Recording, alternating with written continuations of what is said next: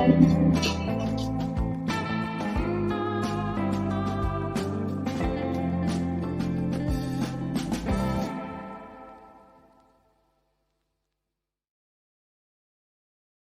everyone, Céad Míle Fáilte und herzlich willkommen.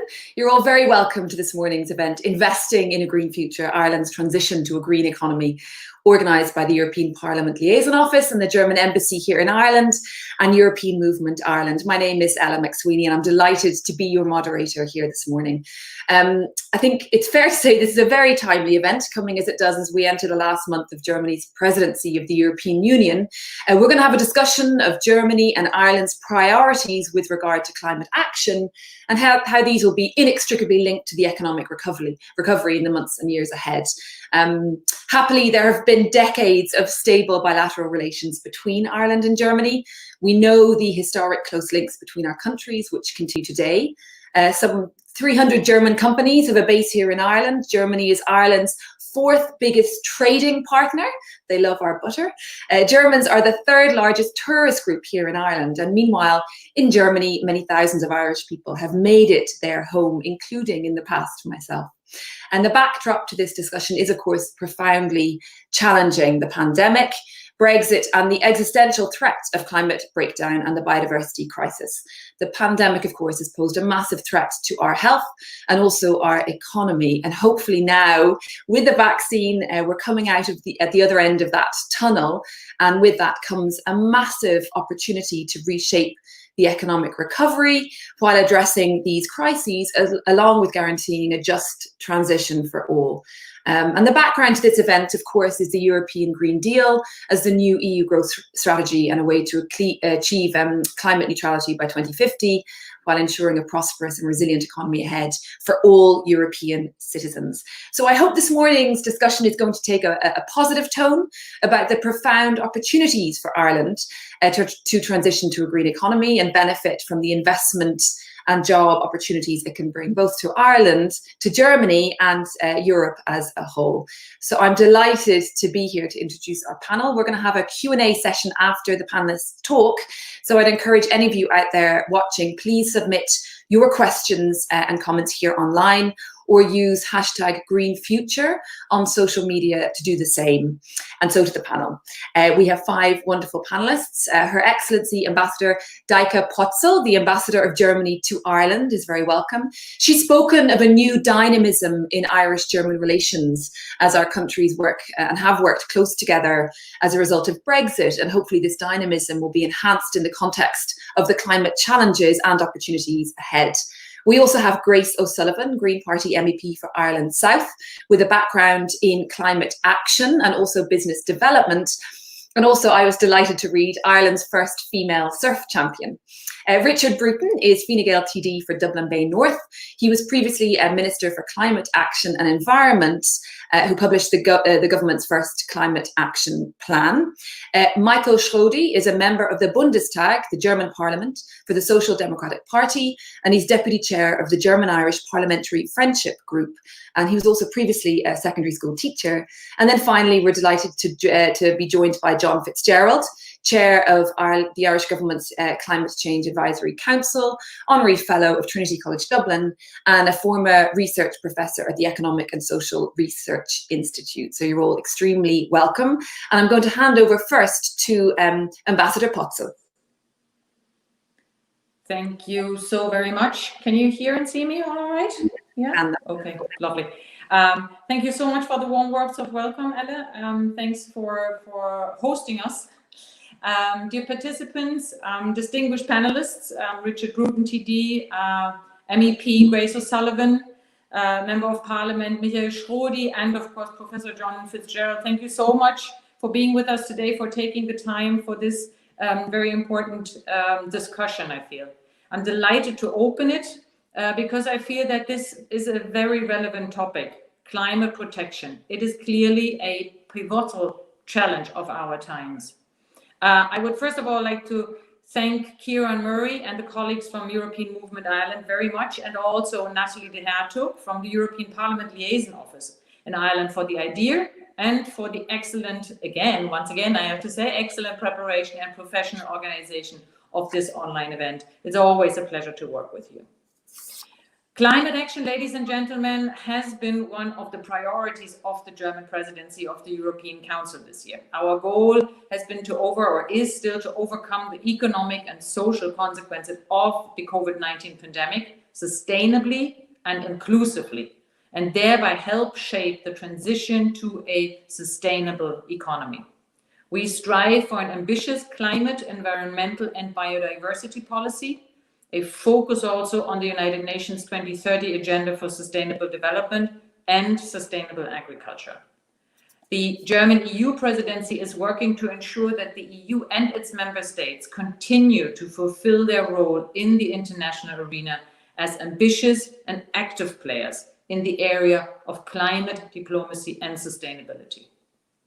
Now, the European Council's agreement in July on the next multi-annual financial framework and the recovery program Next Generation EU was indeed a historical one, we feel, not only in focusing on the joint effort to overcome the current crisis of the pandemic, but we have also agreed on modernization of the EU budget. 30% of EU spending are supposed to contribute to funding the fight against climate change. Recovery measures to mitigate the corona crisis are also, we feel, a chance for investment in sustainability, what we call the green recovery. And we know that we have still not agreed on the multi-annual financial framework nor on the Next Generation EU budget, but hopefully we will get it done in the next couple of weeks. With its European Green Deal, the European Commission has presented an ambitious cross-sector proposal that is being implemented step by step. This includes finalizing the European climate law and to agree on new EU nationally determined contributions under the Paris Agreement in order to reduce our CO2 emissions and to reach carbon net neutrality by 2050. Another important element is pushing for a European concept for the implementation of the 2030 SDGs in the EU. So in order to achieve the EU's goals in the area of renewable energies, we also aim for a Council conclusion on the European framework conditions for joint renewable energy projects by the member states, particularly in the area of offshore wind power. At the recent video conference of EU ministers responsible for the internal market and industry, our Federal Minister for Economics, Altmaier, said, a resilient, and I quote, a resilient EU industrial sector with the ability to compete is the backbone for economic recovery from the coronavirus pandemic. This is why, in addition to instant crisis relief, we must now also create the right framework to allow us to make the transition to a green and digital economy. We also need more investment in forward-looking technologies. So just allow me to briefly give you a few figures about the state of affairs in Germany, where we strongly support and promote renewable energies and an increase in energy efficiency. The German government has pledged to achieve climate neutrality by 2050, and today renewable energies make up for 50% of electricity power consumption in Germany. Renewable energies are used to heat 2/3 of homes built in 2019. Between 2004 and 2018, Germany has quadrupled the share of renewable energies in power consumption, whereas EU-wide it has doubled. Our target are 65% consumption from renewable energies by 2030. We had targeted a 35% reduction in greenhouse gas emissions by 2020 in comparison to 1990, and we have surpassed that goal in 2019 already.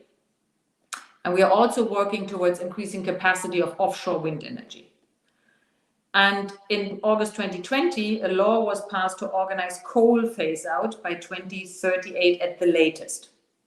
So that doesn't mean that everything has been achieved already. Obviously, a lot remains to be done, no doubt. We are working on it. And I think there's also a lot of potential for cooperation in this between EU member states. As I mentioned, there are plans for that, but also bilaterally, obviously, between Germany and Ireland. Ladies and gentlemen, it remains important to bring people and societies on board in that endeavor as well.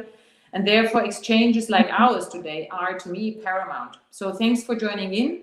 and I'm very much looking forward to an interesting discussion. And I already want to invite you to reach out to us, the embassy, or to the Chamber of Commerce, the German-Irish Chamber of Commerce here in Dublin, who will also be extremely helpful and supportive if you want to do business with us, especially in the areas we are talking about today. Thank you so much for having me. Ambassador Potzel, thank you so much. Thank you so much. I'm going to move now to Grace O'Sullivan, Green Party MEP for Ireland South. Morning, everyone, and thank you, Ambassador. And yes, let's get down to business. Green investment economy, a combination of words that are becoming a normal part of conversation. They are no longer a contradiction in terms. Good green investment makes sense on so many levels. It makes good economic sense. So what should Ireland's transition towards a green economy be from a green perspective? Fundamentally, it's crucial that all legislative proposals presented by the European Commission and negotiated by the European Parliament and Council, they must fall in line with the overarching European Green Deal, as well as the Commission's Farm to Fork policy and the biodiversity strategy. If not, we will fail. Over the last few months, the EU's climate law has been a top priority. While at home, it was certainly positive news to see our own climate bill presented in parallel. Our Green Group's position in the European Parliament was 65% greenhouse gas emission reduction by 2030.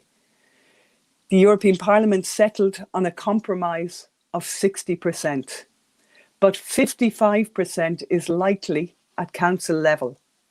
So you see where I'm going with this. Compromise is one thing, but not at the expense of our future. I commend the German Presidency for your work so far and would encourage ministers to be brave and strive for ambition. I certainly will do that with my votes. I take responsibility very seriously as an elected representative. I'm the leading voice on fisheries and marine policy within my Green Group in the European Parliament, which it actually complements my national position as Green Party spokesperson on the marine.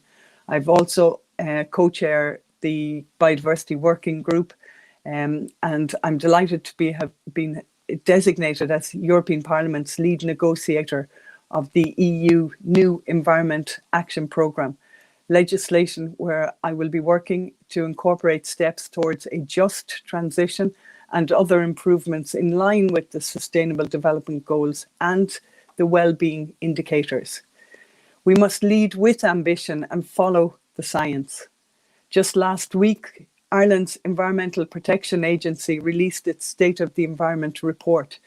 And our main takeaway was that the overall quality of Ireland's environment is not what it should be. They also argued that the post-COVID recovery plans must be made through a green investment lens.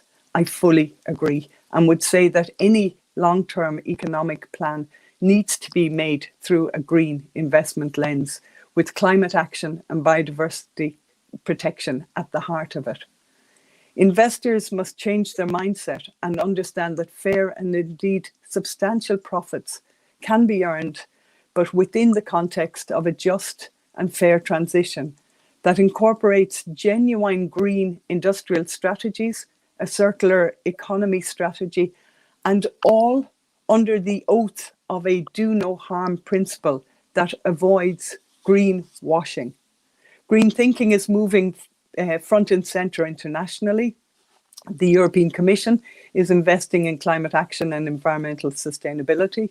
The European Investment Bank has dedicated 50% of its finances to climate and environment action to 2025. The European Commission laid out plans earlier this month for a massive scale-up of offshore wind farms as part of the EU efforts to phase out fossil fuels and combat global warming. Of course, development in these areas must not come at the expense of marine ecosystems and biodiversity, but well-planned renewables are the future and present massive investment opportunities.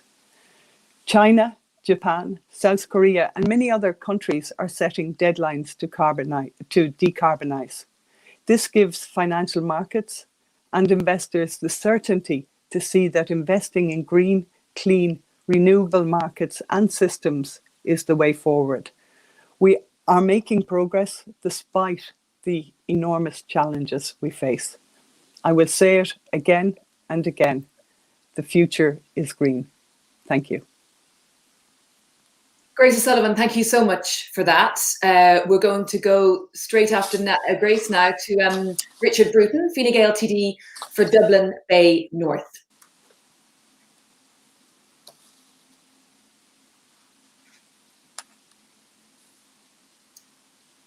Now we might just sorry, Richard. We're going to ask you to start again. Maybe sorry, I think I didn't unmute myself. No, thanks very much for the opportunity. Can you hear me okay? Yes, indeed, perfectly. Yeah, no, I wanted to deal with three things. One was the unique nature of this challenge that makes it particularly difficult. Second is the particularly strategic role that the European Union must play in this transition. And the last thing is what I think are the 5 key ingredients if we're to succeed. I suppose what makes this particularly difficult problem is that normally transformative change is driven by, I suppose, disruptive technologies that break up the existing practice. Here we have a situation where its scientific insight is now going to require us to make transformative change where a lot of the technologies aren't fully developed. And I think that creates a more difficult problem. The other problem is, I suppose, what they call the free rider problem, that you can't exclude from the benefits of changes that we make people who refuse to participate. And clearly at international level, that creates a real problem if some countries decide to opt out, but even at local level with sectors having to be I suppose, watched to ensure that they participate.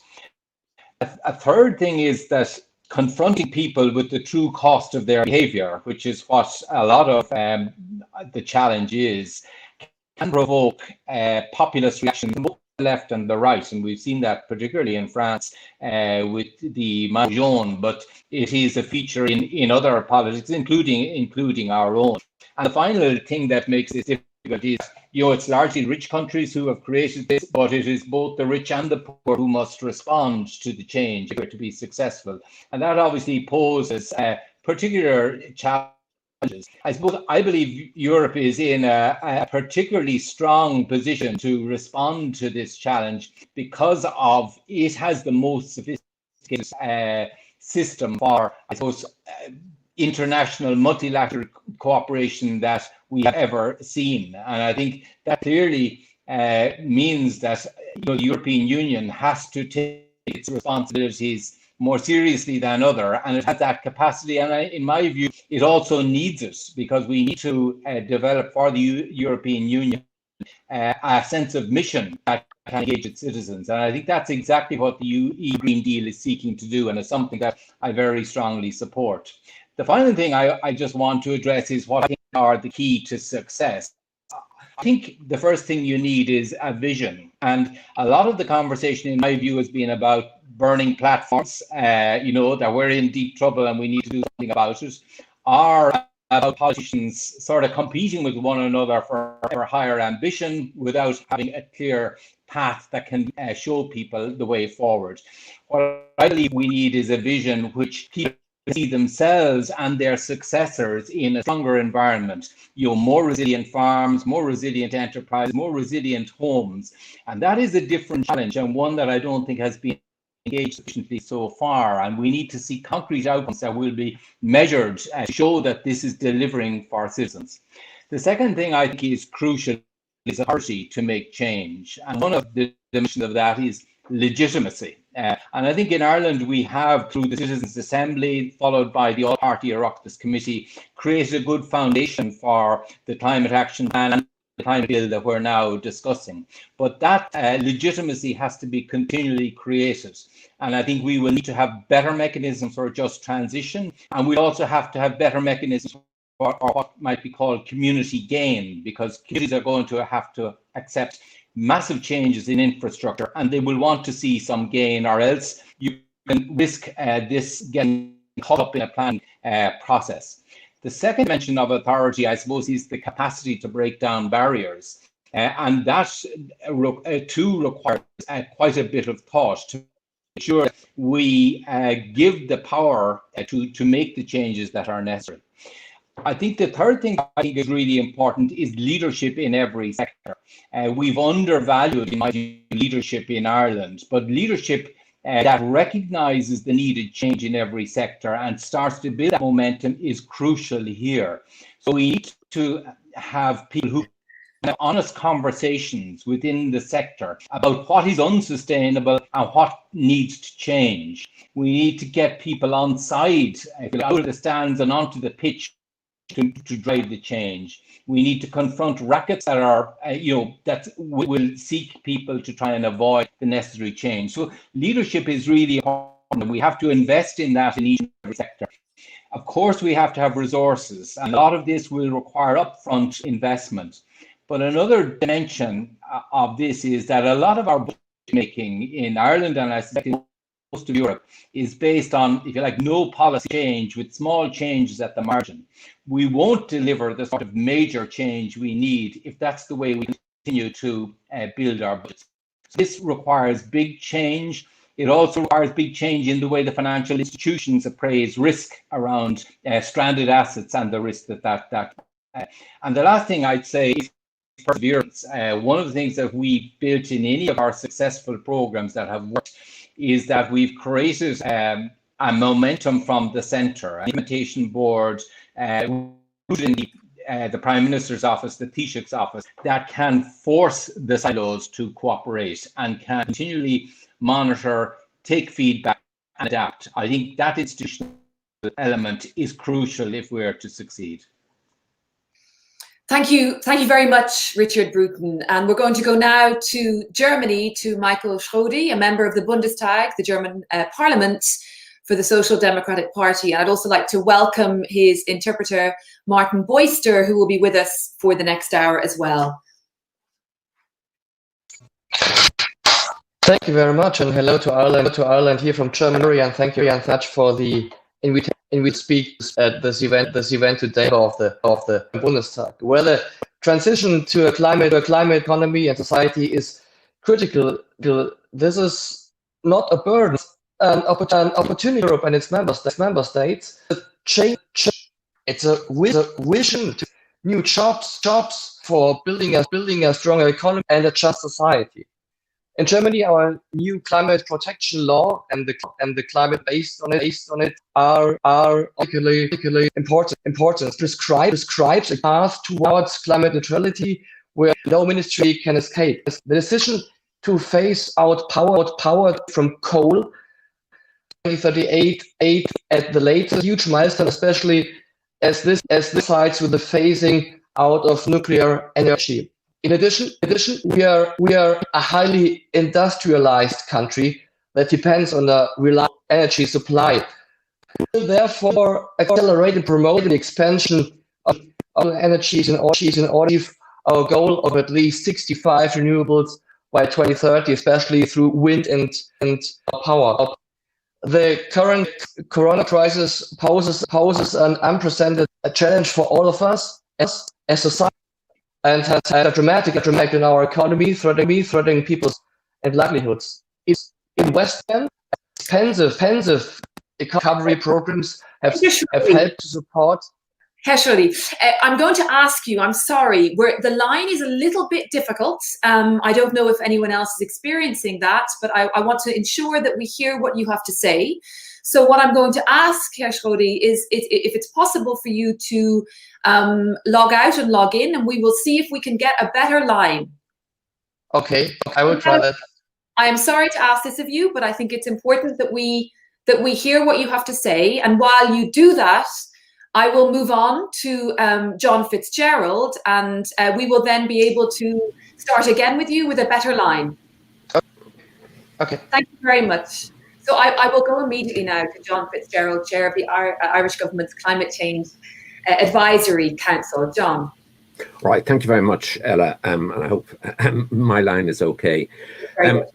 20 years ago, Europe said that it was going to take action on climate change by market measures, in particular the emissions trading scheme, whereas the US said they were going to invest in research. They didn't want to do anything which was difficult and too obvious a way for people.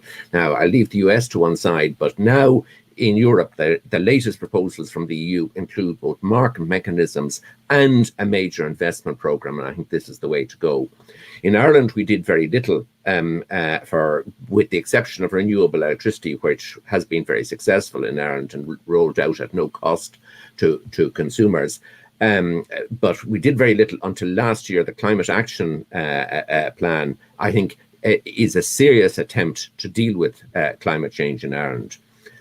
I welcome the EU proposals, in particular the increased ambition and the combination of measures which are being proposed, both in terms of market mechanisms and in terms of investment, I think can deliver real change in Europe. One area of proposals they propose to include pretty well all of carbon dioxide in the emissions trading scheme. I think this is the way to go. I am nervous as to whether it will get through in terms of it being enshrined in legislation.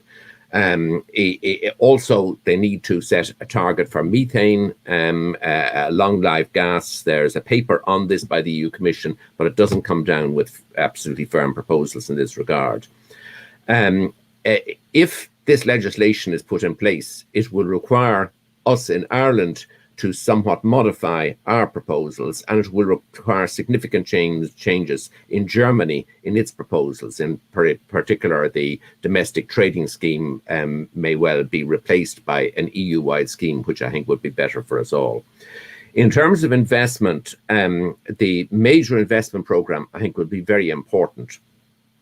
One of the earlier speakers talked about how the rest of the world has to change. It is not just Ireland, it's not just Germany, it's not just the EU. And our contribution to that, the most important contribution, will be investing in developed new technologies. And it's when these new technologies are the cheap solution, they will be adopted in India and in Africa. And we already see that in terms of Germany spent a lot of money developing solar. Possibly could have been done cheaper, but German consumers are paying for it. But the benefits of that are being seen by solar replacing coal, for example, in India as being a cheap solution. So this investment program is important for Europe, it's important for Ireland and Germany, and it's important for the rest of the world in pushing the development of the technologies which will allow the whole world to have a reasonable standard of living and tackle the problem of climate change.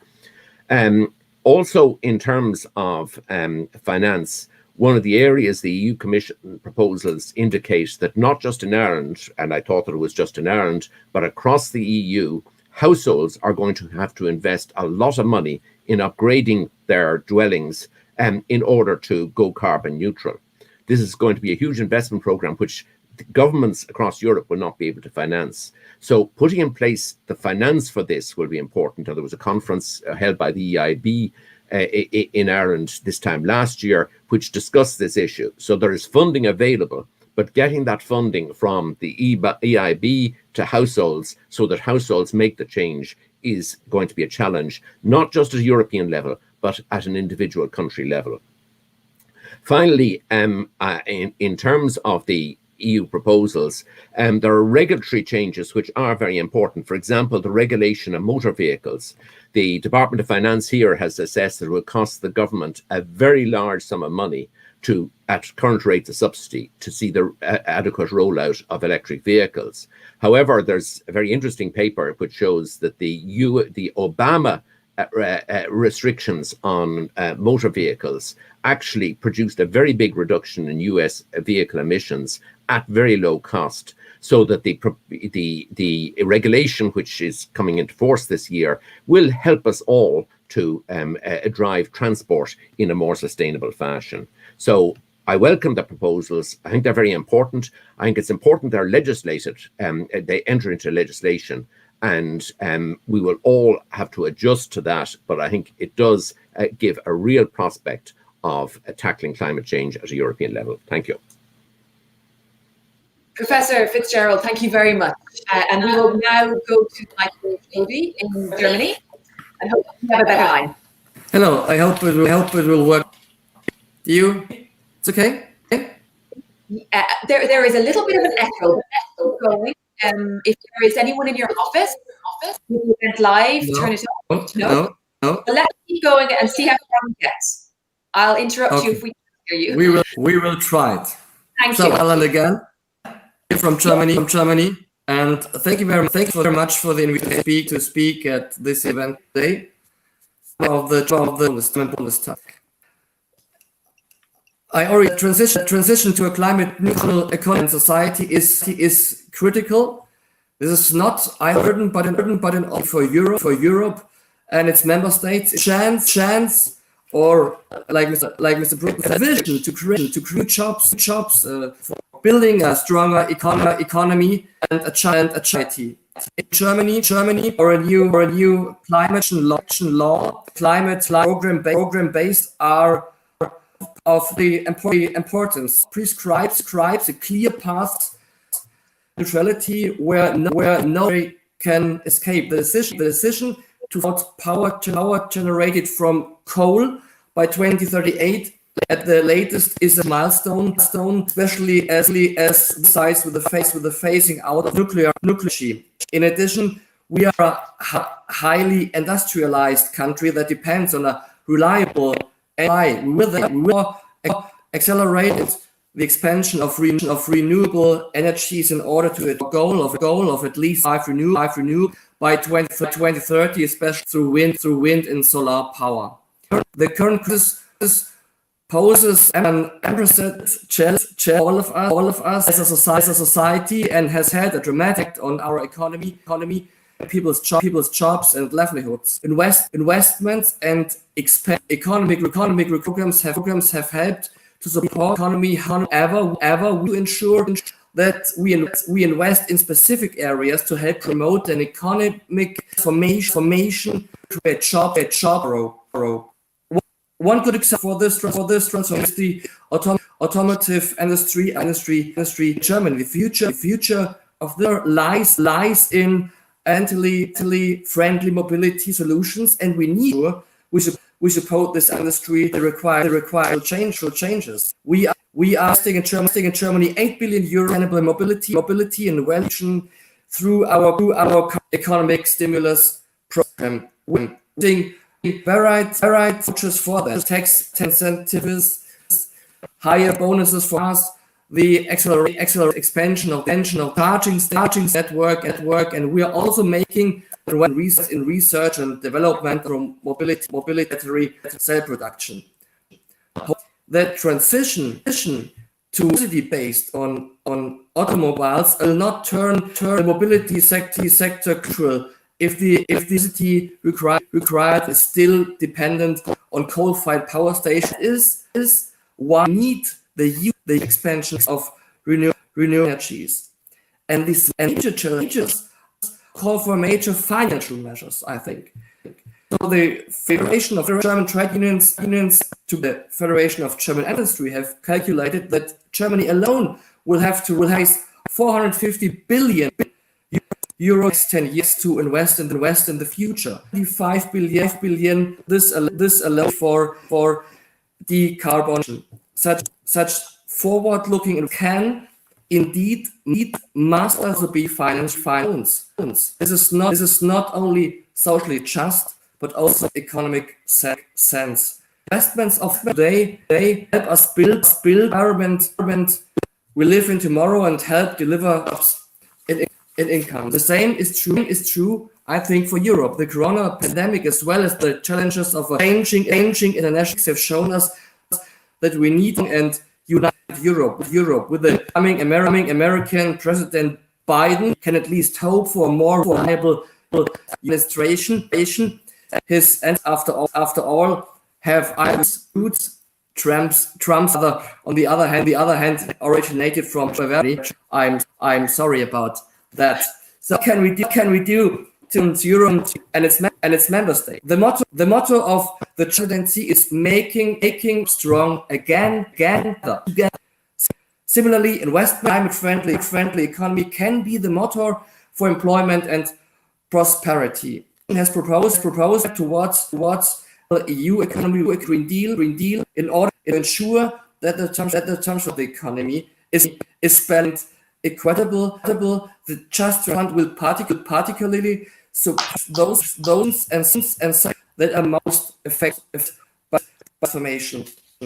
At the same time, we have increased the funds designated for this area in the multi-annual financial framework and in the recovery plan next generation EU. And part of this is enable and include economic growth that will contribute to the creation and protection of jobs. Includes for climate-friendly and affordable mobility, the fast expansion of offshore wind power. We also need the right framework conditions for renewable project progress in the field hydrogen technology. Europe and its member states are facing huge challenges, even more so because of the impact of Brexit. For Germany, Ireland is an important partner in Europe, and we would like to intensify our collaboration. That I'm involved in this and had the pleasure to visit Ireland last part of Bundestag special delegation. I would like to thank you very much for the fantastic hospitality and I Irish friend here, my colleague to say, go Mila Mach go Lear. I hope you understand that. Thank you very much. Herr Schrodi, thank you very much indeed for that. I'm very mindful that there was still a little bit of feedback, but I think it's important that we let you speak. If it is possible, perhaps we can make available that speech to people who would like it in some form or another. But I want to just recap in terms of the main points that you made. The importance of a transition to a climate neutral economy and society. You spoke about the Klimaschutzgesetz, the climate protection law in Germany, as being of particular importance. The law prescribes a clear path towards climate neutrality. You spoke about the future of the automotive industry, a vital, obviously, industry in Germany, the importance that its future is in environmentally friendly mobility solutions, and the importance of Germany supporting that and Europe supporting that. And you also spoke about the need for huge expansion of renewable energies. Excuse me, does everybody hear Ella? I don't hear her. You hear her? Yes, I can. That's very strange. I'm sorry. Okay. Can you hear me now, Ambassador? No. I'm perhaps Ryan, the technical person, can fix that and see if we can make sure that all the microphones are working. But I will just continue, if that is okay, Ambassador, just to sum up briefly what Herr Schrodi spoke about. He then spoke about the importance of major financial measures and spoke about the calculation that Germany will have to raise 450 billion euros over the next 10 years to invest in this future with regard to renewable energies, and that the importance of this being financed by loans. Finally, the importance of a strong and united Europe in achieving these aims.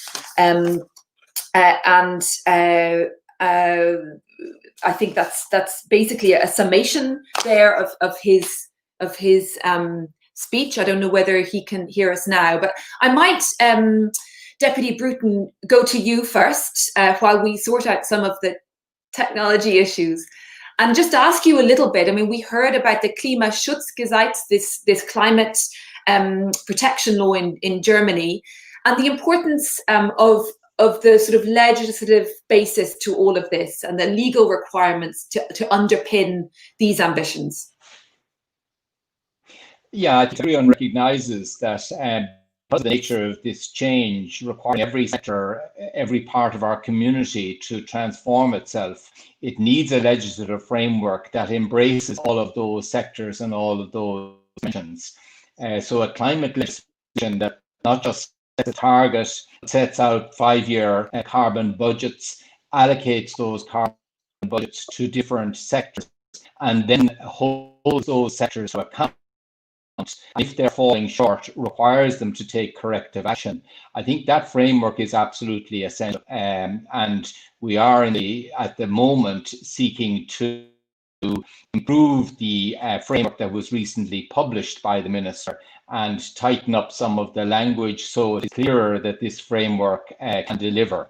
But I think that will be in legislative place during the course of this year and will be an important milestone. But I would emphasize that it's only the start of the problem. It's implementation in key sectors that delivers. So that's where the heavy lifting will have to be done in the different sectors that have to respond. Grace O'Sullivan, MEP, you also spoke of the importance of the law. It's an obvious thing to say, but obviously without it, we will fail, won't we? Yeah. The climate law is really important, and coming from a EU level, it is crucial because it will give the support and confidence of other member states to get on with their own legislation. And we in the Parliament managed to push in that the sectors would, so there'd be sectorial road maps, so that each sector we could see what progress was being made, but that they would themselves come up with the roadmap. So they hopefully would get buy-in from that level, and that's also, that is a reaction to what Richard said, that we would do that in Ireland. So in Ireland, particularly, where agriculture is really important, it's crucial that the sector works with the government to set out the roadmap and to ensure the buy-in. But the targets will be binding, so there'll have to be a real ambition to make this happen. Because the other side, and we have to keep reminding ourselves, why are we doing this? We're doing this because we have global warming, we have a climate emergency, and we see all of the evidence, the science is telling us that the biodiversity is in decline. And no one in any sector wants to see that happening.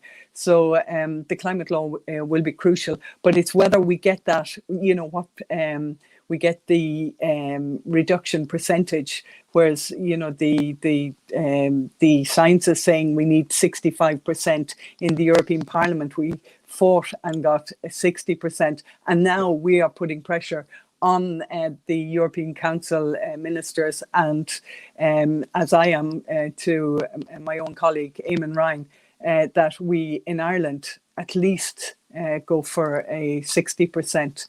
So it is a struggle. We recognise without a doubt that it will be difficult for sectors, for businesses to come on board. But that's why we absolutely need the support of all these programs coming from the European Commission, the various strategies, the very funding mechanisms, the European Investment Bank, to underpin and support the sectors to make the transition. Ambassador Potzel, can I ask you please to talk a little bit about the importance of the UN Sustainable Development Goals and the alignment of what Europe and the countries within Europe want to do with this alongside these very important UN Sustainable Goals? Well, as I said in my opening remarks, I think they need to be in the center of our attention, and we've been working on it for a long time. But I think what is absolutely crucial is to be even better at this joint effort as a European Union, but obviously also internationally further afield, to bring everybody in that discussion. And I mean, this topic is also very close to Ireland. David Donoghue is such an important ambassador in that regard still. I mean, he was at the time in New York, but he's still dealing with these issues, and also, by the way, collaborating with Germany in that respect, going over there sometimes for months to work with one of our foundations. So I think there is still a lot to do, but I'm very happy that we also made it like part of our priorities in the EU presidency program. And can I ask as well, Ambassador, what lessons can Ireland learn from Germany in terms of making sure that the very big, successful, economically weighty industries, for example, in Germany, the car industry, that they're brought alongside? Because we have our own very successful industries here, but obviously change is difficult for everyone. So what lessons, if any, can Ireland learn from the way in which Germany has found a way to bring those industries on board? Maybe that is also a nice question for Mr. Schrodi to answer, to give his insight. He might even know more about it. I think, first of all, it's important to say that we are, I think, not in the place where we would want to be overall. So there is still a lot we can do. Awareness is key. So as I said, people have to buy into it, and people does not only mean, average citizens, but especially, of course, also the business people you were talking about. So we need to raise awareness, and I think that started pretty early in Germany. Now, we haven't achieved everything that we wanted to achieve, but this kind of awareness, I think, in Germany starting so early helped us to push certain agendas. I think one of the reasons why the Greens started being a more influential factor in Germany earlier than in many other European countries. So you need that, I think, push also from society to then also, get big business moving, I suppose. So, Michael Schrodi, can I ask you that question? I mean, in your opening remarks, and in case people didn't hear it, you said the law prescribes a clear path towards climate neutrality where no ministry can escape. So there's no exceptionalism here, presumably in Germany, but I wonder what, if anything, various industries in Ireland, but also the Irish government can learn from the way in which you have managed or not to bring all the industries along with you in Germany.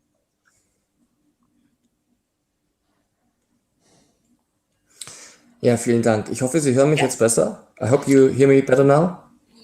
Okay. So, ich habe einiges dazu schon in meinem Eingangsstatement gesagt, aber ich muss natürlich jetzt einiges wiederholen, weil Sie mich nicht so gut gehört haben. Ich hoffe, dass ich das relativ knapp hinbekomme. Erstens mal, ich glaube, es ist kein Widerspruch, diesen Klimaschutz und den Klimawandel und diese Transformation gemeinsam mit einer starken Wirtschaft hinzubekommen. Es ist eine Chance für Europa.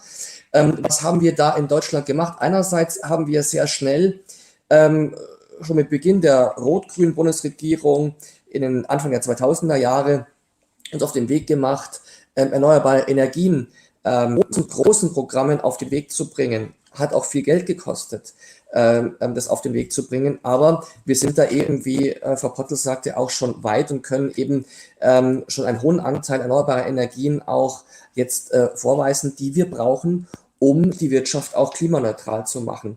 Also braucht es, und ich glaube, dazu brauchen wir Europa und eine starke Europäische Union, brauchen wir europäische Programme, die diese Transformation, die wir überall haben, eben auch in Irland, auch in anderen Staaten, auf den Weg zu bringen. Wir brauchen dort große und massive Investitionen, damit wir, wenn man jetzt die Automobilindustrie als Beispiel nimmt in Deutschland, diese Automobilindustrie auch hin zu einer klimaneutralen Industrie zu machen, indem wir zum Beispiel Steuervergünstigungen für Elektromobilität, Bonus für Elektroautos, aber auch eben Investitionen haben in Ladestationen. Wir haben keine Ladeinfrastruktur, aber auch, das ist mir ganz wichtig, Forschung und Entwicklung in eben Wasserstoff, in Elektromobilität. Also es ist ein breites Feld und das machen wir in Deutschland jetzt mit dem Klimaschutzprogramm und auch mit dem Konjunkturprogramm, aber das brauchen wir überall in Europa und da brauchen wir viel Geld dafür, viele Investitionen. So I've made some of these points in my opening statement, but if you would allow me, I try to recap on some of them very briefly. You are right to say that we made some advances in Germany, and I would like to give you a little bit of the background to that, which is that we started early, as the ambassador has said.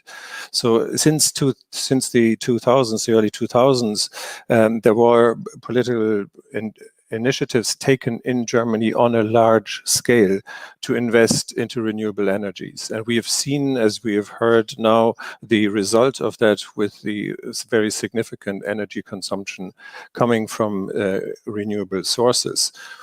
This has required a very significant investment effort, and it will require a similar investment effort also at a European level and in other countries if you were to replicate this.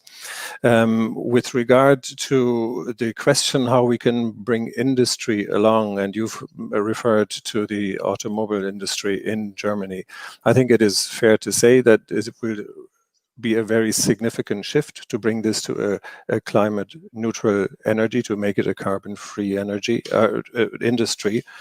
And there are a number of initiatives that the German government has taken in order to support that shift. One of them is, first of all, to incentivize this by tax measures.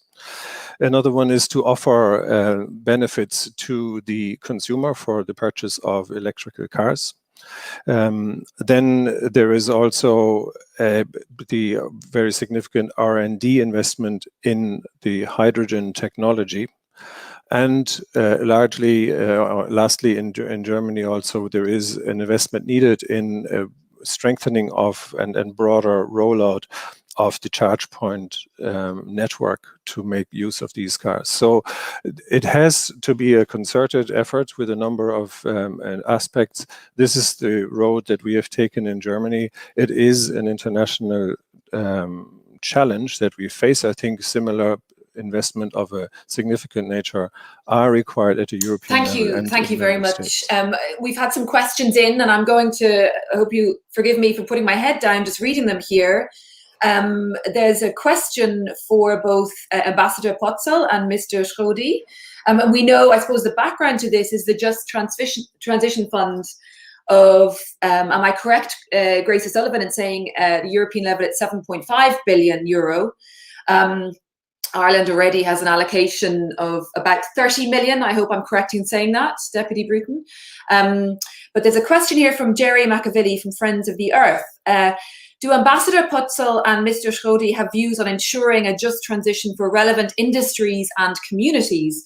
For example, in terms of Germany's exit from coal, that was just mentioned already, and also on how Germany has made progress on the Sustainable Development Goals. So perhaps we will take that question about ensuring a just transition. Ambassador. Mr. Schrodi, do you want to go first? Okay, lovely. Right. Well, yeah, I know that this is a very crucial topic here in Ireland as well, and I again, I mean, basically also referring to what Mr. Schrodi was describing. I mean, governments have to set a framework that kind of brings people, as Grace said, to buy into it, you know. And we have to be very careful not to kind of or to accommodate people's worries and anxieties, because this is what we are really talking about, and to find ways to provide, you know, you were mentioning the phase out of the coal, you know, to retrain people, to give them the opportunity to acquire new knowledge and capacities, and then to find a new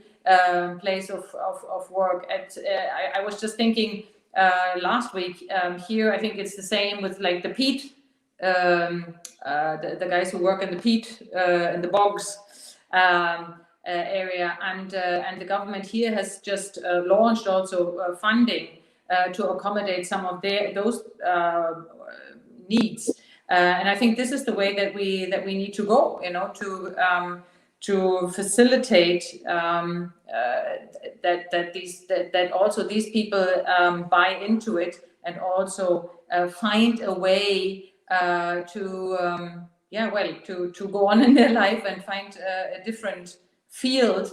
And I think there's ample opportunities, especially with renewable energies and with climate protection. And I think there is so ample opportunity to create new jobs in new fields that we need to talk about it, and we have to make people aware and reassure them that there is a space for them.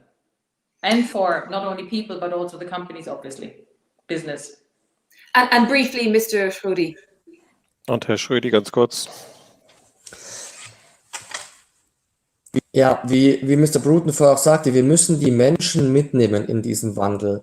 Wenn wir es nicht schaffen, Arbeitsplätze neu zu schaffen, wenn wir es nicht schaffen, die Arbeitsplätze, die uns wegfallen, auch zu ersetzen, wenn wir es nicht schaffen, die Menschen, die jetzt dort arbeiten, wo unter Umständen Arbeitsplätze wegfallen, dann werden die Leute nicht mitgehen. Und wir werden ein Problem haben von Populisten, gerade von der rechten Seite, die sagen, schaut her, dieser ganze Klimawandel, den es ja schon gar nicht gibt, und diese ganze Transformation brauchen wir eigentlich gar nicht, die gefährden eure Jobs. Also ist es nur gerecht und gut, dass wir diesen Wandel gerecht hinbekommen, dass wir investieren, auch in Fortbildung zum Beispiel der Arbeitnehmerinnen und Arbeitnehmer, aber dass wir auch die Chance auf neue Jobs schaffen. Wir machen das zum Beispiel in Deutschland, dass wir in den Gebieten, in denen Kohle gebaut wird, zum Beispiel versuchen, neue Schlüsselindustrien zu schaffen, zum Beispiel Batteriezellenproduktion in diese Gebiete zu bringen, dass dort neue Jobs entstehen. Und genauso muss das auch in anderen Ländern funktionieren. Letzter Satz, dass wir dazu gemeinsam Kredite aufnehmen als Europäische Union und das als Gelder weitergeben an die Länder der Europäischen Union, um genau diese Investitionen zu tätigen. Das ist ein großer Schritt hin zu Solidarität. So if I can pick up on something that Richard Bruton said earlier, I think it is crucial that we bring people along on this journey, on this transformation. And if we fail to do this, we will fail with this project. It is important that where we lose jobs, on the one hand, due to an exit from existing industries, we create jobs to replace them on the other hand, and that we create new opportunities. So that change to that extent has to be just, and it has to be right. Now, one way in which we can strategically guide the development in this manner is that we place the new industries. For example, we mentioned the new cell battery industries. First of all, research and development, but also then when it comes to production, that we bring them in a targeted manner into those areas which have been most significantly affected by job losses.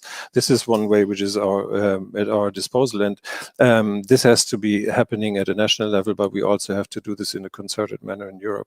But if I can make a final comment that on this topic, it is that we will need to, when it comes to financing this transformation, we need to take out loans at a European level to finance this. It has to be financed upfront and in advance, and that's a very important aspect from my perspective. Thank you. Thank you very much. Professor Fitzgerald, can I ask a very general question, which is, in your mind, do you think that the Commission in general, but also the Irish government can work fast enough to with a sense of urgency to make all this happen? There's a sense of urgency. The problem is that a lot of the changes need investment, and investment takes time. For example, in the Irish case, to deal with transport, we need a much denser development and much more investment in public transport. That investment in public transport will only come on stream at the end of this decade. If we're to reach decarbonisation by 2050, we have to do it now. So you spend the money up front, and in a lot of the areas, the benefits take longer. And in terms of, say, the improvement in emissions from motor vehicles, the regulation which has come into force this year, which is driving or has driven change, was announced quite a number of years ago. And motor vehicle manufacturers saw this coming and they reacted. So one of the problems is that moving Europe or moving the world onto a decarbonization path takes time. But if you don't begin now, it's not going to happen. So I think it's developing a sense of urgency about something where the primary benefits are going to happen somewhat later. Richard Bruton, would you like to come in there? Yeah, no, I agree absolutely with John. The difficulty we have, I suppose, is you look two ways at once. You want to bring people on board and engage, collaborate, and at the same time, there's this huge urgency about getting new infrastructures into place. We have had problems with the planning system that can be very, very slow, and so these ambitions run counter to the sense of having people engaging. So we've to find a way, in my view, that we can build quicker and have open community gain built into that process. Our planning process has not envisaged ever that people who are, I suppose, discommoded by new infrastructure get something back. That's only creeping into our thinking in respect of renewable energy. But if we want to make a change, we're going to have to do that. The other thing is obviously providing people with access to loans. Will that get people to make the changes in their homes that are necessary? That is, the jury, I think, is out on that. And I think, at some point, the talk of regulatory change that John is talking about the motor industry, you'll probably be talking about trying to find a regulatory framework that accelerates change in sectors, and that won't be popular. So I think we've tricked political decisions to navigate in driving this forward, and I haven't even mentioned agriculture, which has its own set of problems. Indeed, and I would like to get through some of the questions. There's quite a few questions to get through, mindful of the time. Again, to you, Mr. Bruton, a quick question here from Marion O'Shea asking, should Ireland continue to allow development of new data centres given their huge power requirements? Well, I think data centres are here to stay, and Europe is going to need them. Now, Ireland has been selected as the location often for climate reasons, but they are, as I understand it, in the ETS. So the emission trading system is designed to encourage the most efficient location in carbon terms of infrastructure that Europe needs.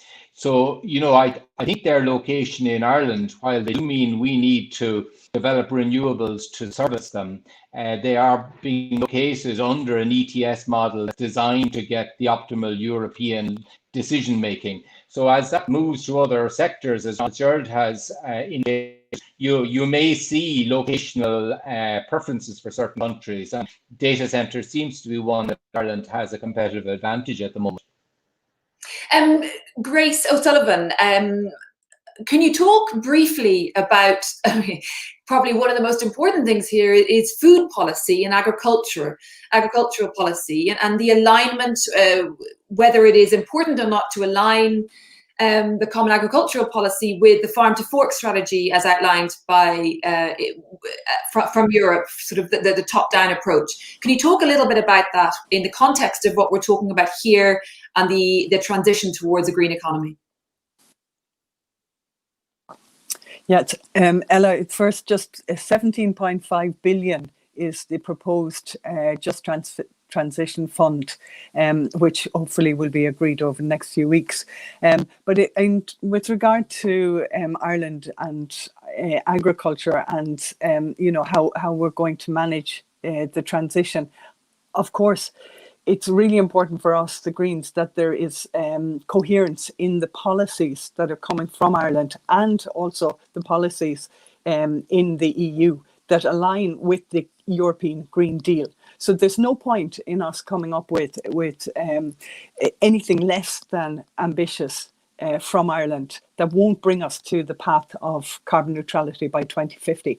But the most important thing, just to go back into it, is if we don't get that financial support, and if we don't engage and with the key stakeholders, it won't happen. And the beauty from my perspective, being Irish and being a member of the Oireachtas over the past few years, was to see the Citizens' Assembly on Climate Change, which John Fitzgerald and many others were involved in, the committee on the Oireachtas Committee on Climate Change. So I believe that the information is flowing to all sectors and all people, and to the agri sector. And I believe that the farmers and the food producers, and I have to keep reminding myself every time when I'm speaking with farmers, that it's food production that is at stake here. It's giving us that quality food, and it's producing and building resilience. And we're not seeing that at the moment. We just heard this morning on the news that Ireland is importing vast quantities of spuds of potatoes. I mean, why, so why aren't we doing this ourselves?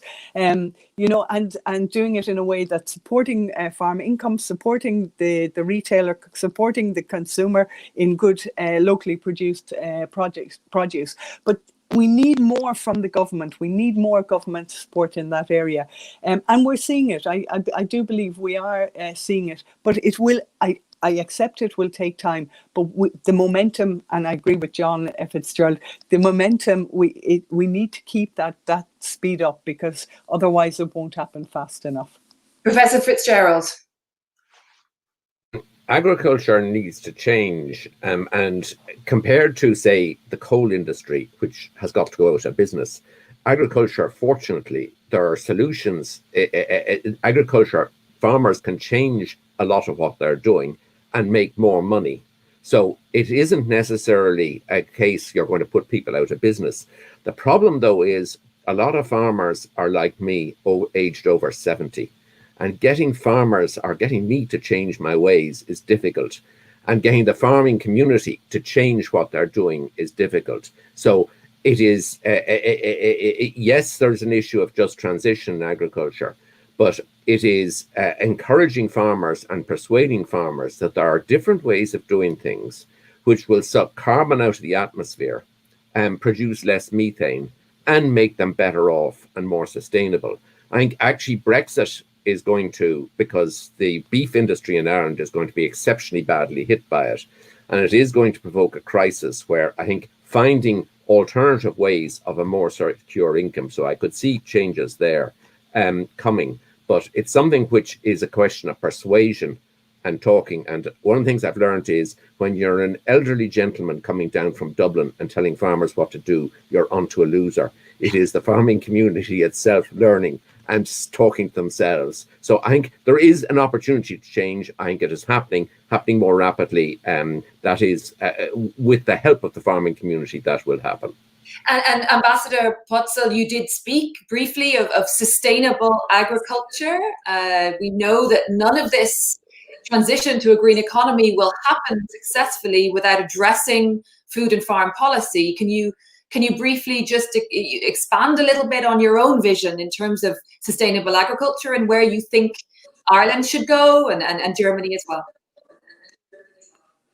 Well, let me first of all say that the common agricultural policy is always a very hardly fought issue on the European arena, because I feel that it is so instrumental for most countries, and not so much in terms of output or importance for the gross national product, but it is very often a very emotional topic in a lot of countries. So change is I think rather difficult to achieve, but it is absolutely necessary, and we want to go there. And I really can just echo what Professor John Fitzgerald said. I mean, you need people to buy in. You need financial support.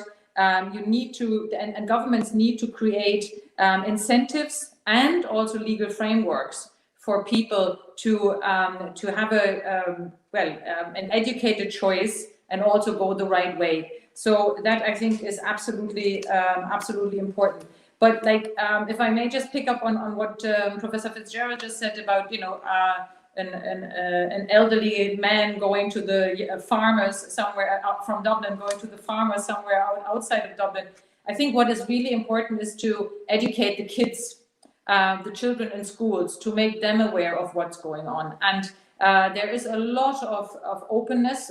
I mean, you know, Friday for Future is a very good example, but it doesn't have to be like this. But it's you know, if you teach kids in schools about the importance of protecting the environment, and they will take it home, even, you know, somewhere in a remote area in Ireland, then it doesn't have to be the elderly guy from Dublin telling people, but it will kind of also, you know, the kids will bring it to the table and talk to their parents about it. And I think we really need to bring in the young generation even more on this. But coming back to your original question, really, I mean, it is a very difficult subject in a lot of countries.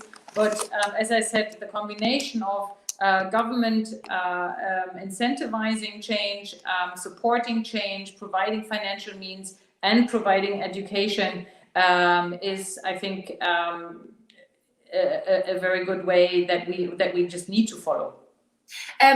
Michael Schrodi, finally, can I ask you to expand a little bit, because we may not have heard all of it.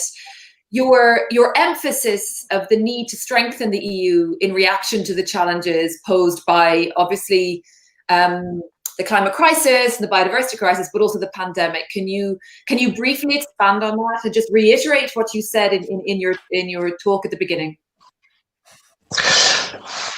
Thank you. Ja, ich glaube, dass diese Corona-Krise schon gezeigt hat, dass wir enger zusammenarbeiten müssen. Wir sind in einer Konkurrenz mit den Vereinigten Staaten, mit China, und allein das macht schon eine Zusammenarbeit notwendig. Aber wir haben auch gesehen, wie abhängig wir sind von manchen Lieferketten, wenn man zum Beispiel über die Masken nachdenkt, die auf einmal ausgegangen sind, weil die Lieferkette von China nach Europa auf einmal nicht mehr funktioniert hat. Also die Frage ist, wie können wir auch wichtige Schlüsselindustrien nicht nur halten, sondern auch hier ausbauen, und das in Europa gemeinsam. Das ist ein Punkt, wenn wir auch darüber sprechen, wie wir zum Beispiel in Zukunft im Gesundheitswesen zusammenarbeiten. Wir sehen jetzt zum Beispiel, wie notwendig es ist, zusammen mit großen, auch finanziellem Aufwand auch der Staaten einen Impfstoff zu finden. Auch da, glaube ich, gehört es dazu, in Zukunft als Europa gemeinsame Lösungen zu finden und gemeinsame Forschung und Entwicklung in neue Universitäten, auch dort auch Leuchtturmprojekte darin zu investieren. Und eine Sache noch, auf die ich eingehen will, bei Mr. Bruton, der gesagt hat, die Digitalisierung, die ja mitten im Gange ist, die auch Irland gerade, ich habe es gesehen in Dublin, in den Docklands und was dort entstanden ist die letzten 15 Jahre, wie die Digitalisierung die Arbeitswelt verändert, aber natürlich auch viel Energie braucht. Überall werden wir auch die Abhängigkeit, die wir gerade haben bei der Digitalisierung, versuchen, mit europäischen Antworten ein Stück weit Souveränität wieder mehr zu bekommen. Weniger Abhängigkeit von den großen Anbietern bei der Digitalisierung, von den großen US-amerikanischen Unternehmen. Und auch da, um mehr digitale Souveränität zu haben, brauchen wir gemeinsame Anstrengungen, weil das ist die Zukunft. Digitalisierung überall in der Landwirtschaft, auch beispielsweise. Also das sind die 3 Punkte, an denen wir zeigen können, dass wir eine engere und vermehrte Zusammenarbeit in Europa brauchen, wo sie auch sinnvoll ist. If the coronavirus has shown us one thing, it is how important it is to work together and to work very closely. And we have seen also through this corona crisis the situation of our competition with the United States on the one hand and China on the other hand come very much to the fore and into the focus. We've seen this with the impact of supply chain issues that arose from supports from China that weren't, or goods from China that didn't reach Europe. And I think in response to this lecture that we this lesson that we should learn, it is important for us to expand the key industries within Europe. That's very important. It's one important aspect. Another aspect at a European level, I think, where we need and can cooperate is the health sector.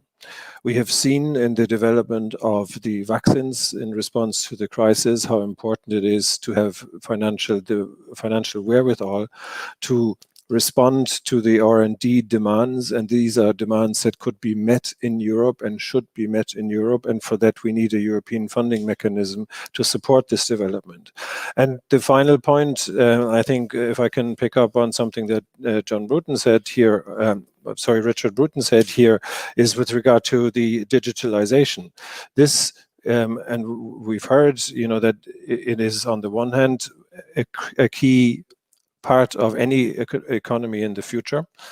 However, it does have very significant energy demands. So we've seen on the one hand the developments in the docklands in Dublin over the last 15 years, and we see how that has an impact on our work practices, but on the other hand it really makes a huge demand on our energy sources.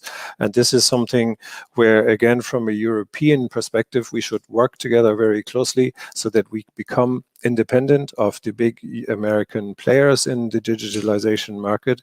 And digitalization, we should never forget, is key to the future, and it's key to the future across all industries, and that includes even the farming sector.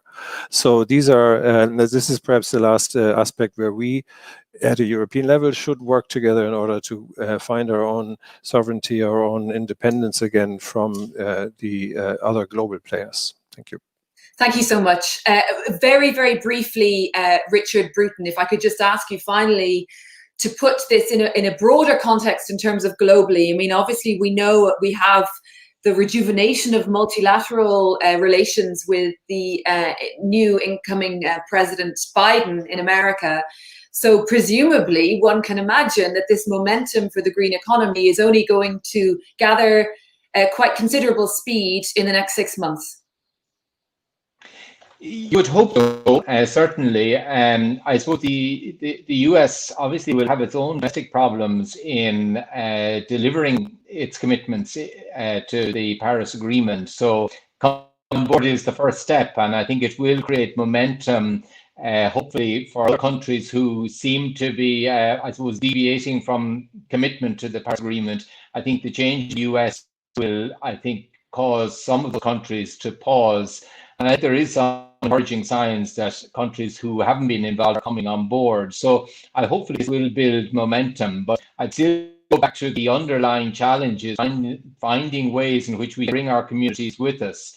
There's no doubt that you see a substantial vote for those who would be resisting climate progress in all of our communities. And so we do have to come up with a vision that can be all embracing. And I think that is one of the challenges we haven't given enough attention to. We talk a lot about targets, which are really important because the science dictates them. But delivering targets requires we bring communities and governments can win elections who are making this change. And that is a really challenging arena that we have to work on collectively to deliver. But I think there is a greater optimism that we can do that now. And Ambassador Potzel, the final word for you, please, just on that very important point, which is to ensure that the citizens of Europe are brought along. And as Mr. Bruton says, that they are also voting in governments who can deliver on this promise and this necessity for this transition towards a green economy. Well, yeah, I mean, this is like the most important thing, as we said numerous times during this talk today, to bring people on board, to make people aware of what's going on and how important this whole issue is. We need a European, but also an international effort. I mean, there are still far too many people who actually question the climate change as such, or the effects of climate change, so climate change deniers. So we need to have that conversation, and again, we also need to create the framework. Governments need to create, the EU needs to create the framework for those initiatives, but also for businesses to thrive and to implement those initiatives and policies. If I may just give like one very practical example of how this could work, there are a couple of what we call energy twinnings between towns in Germany and towns in other European countries, among them also Ireland. And this is just a wonderful, very practical, down-to-earth model of how exchange can work and how people learn from each other. We just recently also had a really nice seminar with the Chamber of Commerce on microgrids between German and Irish companies, and a few contracts were signed after that. So, and I know that also the energy twinnings that I mentioned, that they are talking microgrids. They learn from each other and they implement those strategies. So, there are very practical things that we all can do and promote and strengthen. And then there are obviously the big questions that need to be solved elsewhere. But to make people aware of those opportunities and possibilities, I think is crucial. And that's why I also hope that we can spread the word even more and make it a topic that is much more on the agenda than it has been so far. Thank you so much. And it's a good positive note to end this session on. Long may the good relations between Ireland and Germany last. Thank you so much, Ambassador Deike Potzel, Grace O'Sullivan, Richard Bruton, Michael Schrodi, John Fitzgerald, and also Martin Boyster as well. We're very grateful to you, and I know that this video will be up on YouTube for people to watch back again and to spread the word. But thank you so much indeed for your time this morning.